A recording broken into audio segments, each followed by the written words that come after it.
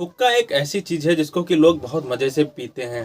हाँ, अगर आप ऐसे समय में एक हुक्के का बिज़नेस कर लेते हैं, यानी कि एक हुक्के बार का बिज़नेस कर लेते हैं, तब आप काफ़ी ज़्यादा पैसा भी अर्न कर सकते हैं। तो आज की इस वीडियो में हम बात करने वाले हैं कि आप एक हुक्का बार रेस्टोरेंट कैसे खोल सकते हैं, इसमें आपका इन्वेस्टमेंट कितना आता है और इसमें आपके कौन-कौन से डॉक्यूमेंट्स लगते हैं और इसमें आपकी अर्निंग कितनी होती है। और भी बहुत सारी बातें आज की इस वीडियो में मैं आपको बताने वाला हूँ। तो अगर आप एक हुक्का बार का बिज़नेस करना चाहते हैं, तो आज की इस वीडियो को अंत तक देखिएगा। चलिए देर न करते हुए इस वीडियो को स्टार्ट कर लेते हैं। हेलो गाइस, मेरा नाम है अरुण पासवान और आप देख रहे हैं मास्टर ब्रेन। अगर आपको एजुकेशन से रिलेटेड वीडियो देखना पसंद है तो हमारी वीडियो को लाइक करके चैनल को सब्सक्राइब कर लीजिए और आने वाले बेल आइकन को भी दबा दीजिए, जिससे कि हमारे आने वाली नई वीडियो की नोटिफिकेशन आप तक सबसे पहले पहुंच सके।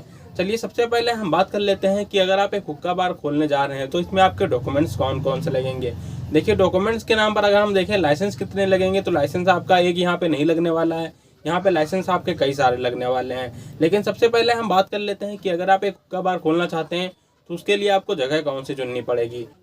तो देखिए, आपको जगह कोई वैसी ही चुननी पड़ेगी जहाँ पे पहले से ही रेस्टोरेंट मौजूद हो और वहाँ से रेस्टोरेंट उसने हटा दिया हो जो पहले से कर रहा हो। यानी कि वहाँ पे पहले से ही एक रेस्टोरेंट मौजूद होना चाहिए, तभी आप वहाँ पे अपना एक हुक्का बार डाल सकते हैं। इसके अलावा जहाँ पे रेस्टोरेंट मौजूद नहीं था पहले से, वहाँ पे आप हुक्का बार नहीं खोल सकते हैं। कम से कम 1 साल पुराना रेस्टोरेंट होना चाहिए, तभी आप वहाँ पे एक हुक्का बार डाल सकते हैं। इसके अलावा अगर हम बात करें यहाँ पे आपके लाइसेंस कौन कौन से लगने वाले हैं, तो सबसे पहले तो आपका यहाँ पे फसाई का लाइसेंस लगने वाला है। एक हुक्का बार खोलने के लिए आपको फसाई का लाइसेंस लेना पड़ता है, जो कि होता है फूड लाइसेंस। इसके अलावा आपको एनओसी लेनी पड़ सकती है, अपने जो पुलिस थाना क्षेत्र जहाँ पे लगता है आपका, वहाँ से आपको एनओसी लेने पड़ सकती है। इसके अलावा आपको फायर ब्रिगेड से एनओसी लेनी पड़ सकती है। इसके अलावा आप अपने जो हुक्का बार होगा उसमें म्यूज़िक का सिस्टम देंगे तो आपको म्यूज़िक के लिए भी लाइसेंस लेना पड़ सकता है, एनओसी लेनी पड़ सकती है। इसके अलावा आपको यहाँ पे ट्रेड लाइसेंस लेना पड़ सकता है और इसके अलावा आपको यहाँ पे लेबर एंड स्टाफ डिपार्टमेंट्स का भी एक लाइसेंस लेना पड़ सकता है, क्योंकि यहाँ पे आप अपने एक स्टाफ भी रखेंगे जो कि फूड वूड सर्व करेंगे। इसके अलावा हुक्का बार बार में जो हुक्का बना के देंगे, तो यहाँ पे आपको इतने सारे लाइसेंस की ज़रूरत पड़ सकती है और यहाँ पढ़ नहीं सकते, ये आपको लेना ही पड़ेगा अगर आप ये बिज़नेस करने जा रहे हैं तब। खैर, यहाँ पे कुछ लोग तो ऐसे होते हैं जो हुक्का बार चला रहे होते हैं, वो इतने सारे लाइसेंस नहीं लेते हैं, वो सिर्फ शॉप एंड एस्टेब्लिशमेंट का लाइसेंस ले लेते हैं और एक ट्रेड लाइसेंस ले लेते हैं, फसाई का लाइसेंस ले लेते हैं और अपना बिजनेस करना चालू कर देते हैं। वो ऐसे चलाते हैं, 2 नंबर का बिजनेस चलाना चालू कर देते हैं और जिस दिन उनके ऊपर रेड पड़ती है उस टाइम ही उनका हुक्का बार वहीं पे बंद हो जाता है। तो अगर आपको अपना हुक्का बार बंद नहीं करवाना है तो आपको अच्छी तरीके से सारे डॉक्यूमेंट्स को जांच कर लेना होगा और जितने लाइसेंस आपके हुक्का बार में लगने वाले हों वो सारे लाइसेंस आप ले लीजिएगा, वरना आपको क्या फ़ायदा, बाद में दिक्कत होगी। और इसके अलावा जो आप हुक्का बार खोलने वाले हैं वो इतने दूर कम से कम होना चाहिए, स्कूल से 500 मीटर दूर होना चाहिए और हॉस्पिटल से 500 मीटर दूर तक होना चाहिए।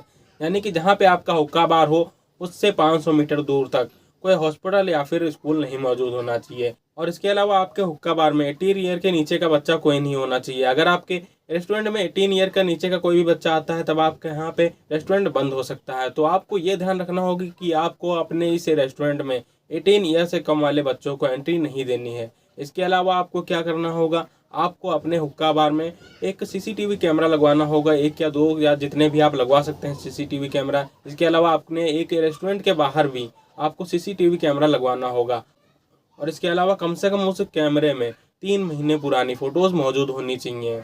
और इतना सब कुछ मैंने बता दिया है, तब भी आपको यहाँ पे हुक्का बार खोलने के लिए काफ़ी ज़्यादा प्रॉब्लम्स झेलनी पड़ सकती हैं।